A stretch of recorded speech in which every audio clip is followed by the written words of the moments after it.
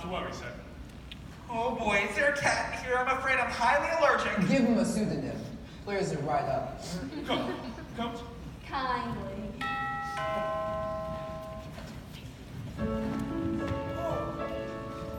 Greetings all. It's a pleasure for you to see me. Ah, Professor Plum, Miss Scott. Welcome. I didn't realize the two of you were acquainted. We weren't. My car broke down and this professor gave me a ride.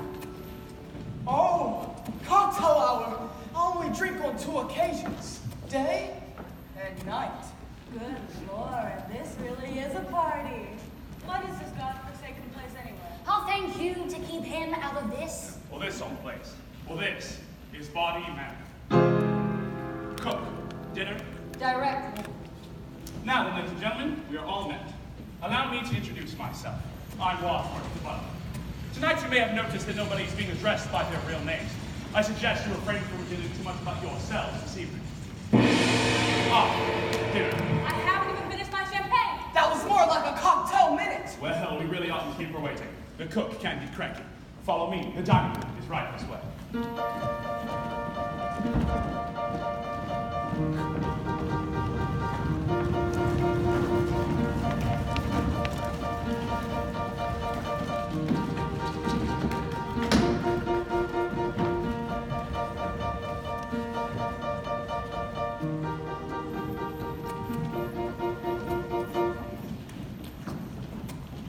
Now, Colonel Mustard, Mrs. Watt, Mrs. Peacock, Mr. Green, Miss Scott, and Professor Plum.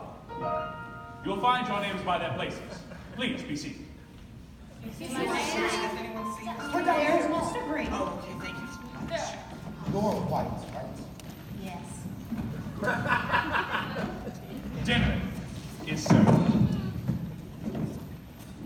So, what's all this about, Butler, this dinner party? All in due time. Excuse me if you will. Shark's fin soup, my favorite. Bon appetit. I say we eat it while it's hot. I like things hot. What is the soup supposed to be hot? Dear Lord, thank you for this meal we are about to receive, and for the gracious host, whomever he is, that has invited us here tonight. Maybe the host isn't here because the host is dead. I'm feeling awfully anxious. Well, I guess I'll break the ice. I mean, I'm used to being a hostess. It's part of my husband's work. Plus, I always host the ladies' group for my church on Sundays. It's difficult when a group of new people meet for the first time, so I'll start the ball rolling. I mean, I have no idea what we're doing here, and I'm very intrigued, and...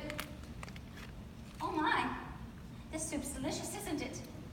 I think hosting parties is deathly boring. Well, it's an integral part of my life as the wife of a... Oh, I forgot we're not supposed to say who we really are. I know who you are. How do you know who I am? I work in Washington, too. Oh, so you're a politician's wife. Yes, I am. So, who's your husband? Maybe I know. Mrs. White, what does your husband do? Nothing. Nothing. Well, he just lies around on his back all day. Sounds like hard work to me. He lies around on his back all day because he's no longer alive. Mr. Green, what do you do in Washington, D.C.? I better not say. I like to follow the rules. Oh, come on. How are we to get acquainted if we don't say anything about ourselves? No judgments here. We are all God's children. What if I wasn't trying to keep the conversation going? We would just be sitting here in embarrassed silence. Well, in my professional opinion, it sounds like you have a case of fear of silence-itis. Is that an official diagnosis? Are you a doctor, Professor? I know a little bit about psychological medicine, yes? Do you practice? Not anymore. I currently work for the government. Another politician. Not exactly. I do research for the Office of Social and Behavioral Studies. In other words, I study crazy. And I'm good at it. Sounds fascinating. Thank you, Colonel. You are a colonel, aren't you? I am, sir. Aren't you going to mention the coincidence that you also live in Washington, D.C.? How did you know that? Well, I've seen you before. So, Miss Scarlett, does that mean you also live in Washington? Oh, Mr. Green, I do everything in Washington. Does anyone here not live in Washington, D.C.? Wadsworth, we've had about enough of this. Where's our host? And why have we been brought here? Well, Excuse me for one moment.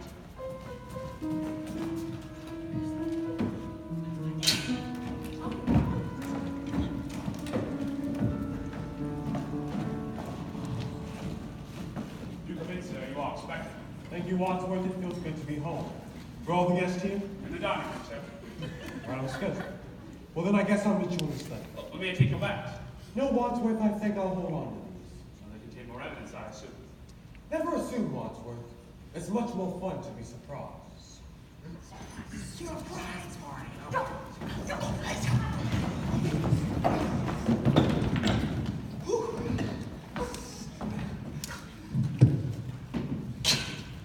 For God's sake, I demand to know what's going on. Right.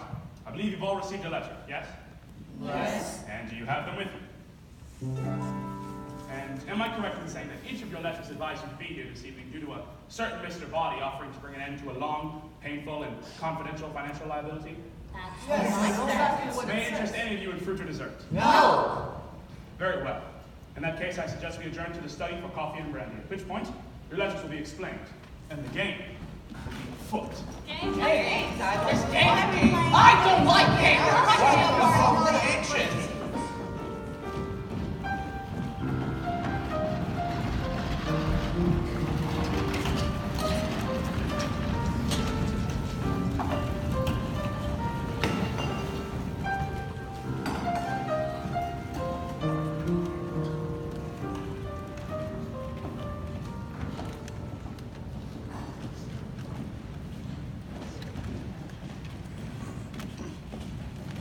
Thank you, Yvette. That'll be all. Well, where is our host? He's not here. Nobody's here. What is happening? Please, Mrs. Peacock, have a drink. My lips belong to the Lord. Well, mine don't. Mind if I smoke? For Wadsworth, open after dinner. It's for you.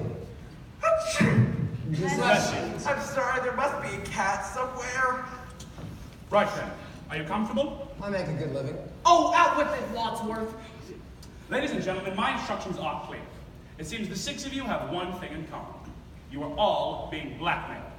For some considerable amount of time, you've each been paying what you can afford, and in some cases, more than you can afford, to someone who threatens to expose you. Oh, please, I've never heard anything so ridiculous. I mean, nobody could blackmail me. I go to church every Sunday. Yeah, lady, don't we all? Anybody else wish to deny it? Until tonight, none of you knew who was blackmailing you. I hope I'm correct in assuming that the more deductive among you have reasoned in the last several moments that it was Mr. Body himself, and that the less discerning members of our cadre are experiencing that particular revelation right about It was Mr. Body! now. Ladies and gentlemen, my task this evening is to expose your secrets to each other, rendering you each culpable in each other's indiscretions. Don't you think you might spare us this humiliation? I'm sorry, ma'am, but I have my orders. We'll start with you. Professor Plum. Lucky you. Luck's got nothing to do with it. Professor, you once a doctor of psychiatry specializing in lunatics suffering from delusions of grandeur. Yes, but now I work for the U.S. government. So your work remains the same, but you can no longer practice medicine. Your license has been lifted, am I correct? Why? What did he do? You know how male doctors aren't supposed to date their lady patients? Yeah? Oh, well, he did. How unethical. Oh, are you really making moral judgments, Mrs. Peacock? How then do you justify delivering Senator Peacock's votes to certain lobbyists? My husband is a paid consultant. There is nothing sinful about that. Oh, nothing's publicly declared, perhaps. Oh, but isn't it a sin if lobbyists are delivering payments to a sneaky senator's wife under a men's stall of an old Everett grill? How would you describe that transaction? I'd say it stinks. When were you in that men's room? So it's true. No, it's a vicious lie. But you've been paying the blackmail for over a year to keep that story out of the papers. Well, I'm willing to believe you. I too am being blackmailed for something I didn't do. Me too. And me. Not me. You're not being blackmailed. I run a top secret agency for classified affairs. Which branch? Legislative. There are 535 members of Congress having classified affairs. Really? How pathetic. A man who needs to pay for women to spend time with him. That's a problem I'll never have. So, Miss Scarlett, is that how you knew Colonel Mustard works in Washington? Is he one of your clients? Certainly not. I was asking Miss Scarlett. Well, you tell him it's not true. It's not true. Is that true? No, it's not true. Haha, so it is true. A double negative. Double negative. You mean you have photographs? That sounds like a confession to me. In fact, it seems a double negative has led to proof positive. I'm afraid you gave yourself away. Why are you trying to make me look stupid in front of the other guests? Oh, you don't need any help from me, sir. That's right. Colonel, you hold a position in the Pentagon. Those negatives might certainly compromise that position. This is an outrage. Mrs. White, you've been paying off for the blackmail ever since your husband died under, shall we say, mysterious circumstances? I didn't kill him. Then why are you paying the blackmailer? I didn't want a scandal. We had a very humiliating public confrontation. He was deranged. He was a lunatic. He actually threatened to kill me in public. Why would he want to kill you in public? I think she had meant that he had threatened in public to kill her. Oh, well, was that his final word in the matter? Being killed is pretty final, wouldn't you say? And yet he was the one who died, Mrs. White, not you. What did the poor chap do for a living? He was a scientist, nuclear physics. What was he like? He was a stupidly optimistic man. I'm afraid it came as a great shock to him when he passed. He was at home, he was unclothed, his head had been cut off, and yet, it wasn't me. I'd been out all evening at the movies. What was showing? The naked alibi. A likely story. It's a matter of life after death. Now that he's dead, I have a life. But he was your second husband. Your first also disappeared. That was his job. He was an illusionist. But he never reappeared. He wasn't a very good illusionist. But my third husband, I miss him the most. He was an electrician. Well, till he was electrocuted. And lastly, we have Mr. Green, who was a homosexual. Not me. I beg your pardon? You asked who's a homosexual. And I said not me. And I'm saying you're an idiot. Mr. Wadsworth here is right. I feel no personal shame or guilt about the matter. I must, however, keep it a secret, or I will lose my job on security grounds, which is absolutely ridiculous because homosexuality is not a choice but a genetic predisposition. Thank you. Well, you've spilled our beans, Wadsworth, now. Where's this Mr. Body? What does he want with us? Who cares? I'm not staying to find out. I've done nothing wrong. I'm leaving. I'm sorry, ma'am. You can stay in denial. You cannot leave this house. I am the wife of the great senator of Tennessee. You cannot tell me what to do. Locked! Locked! Indeed. All the doors are locked, the windows are barred, and the grounds are patrolled by vicious dogs. There's no way out.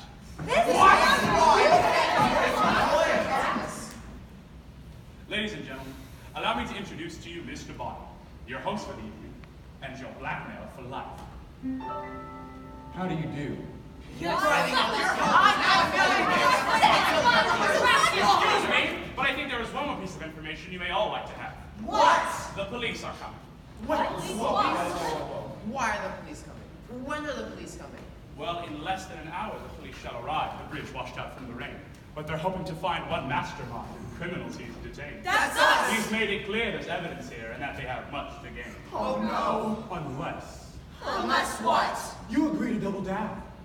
Double what? You each pay me twice of what you've been paying. And I tell the police that it was a phony call. Send them on their way. You refuse, and I put this briefcase here, containing all the evidence needed to expose your wrongdoings, in the hands of the police and the press. I believe some of you would face a lifetime of jail and others a lifetime of shame. Well, Unless what? Well, there is something you could do for me. Something I just can't bear to do myself. Something that just might change the game. What? Have a seat. Sir, what's this about?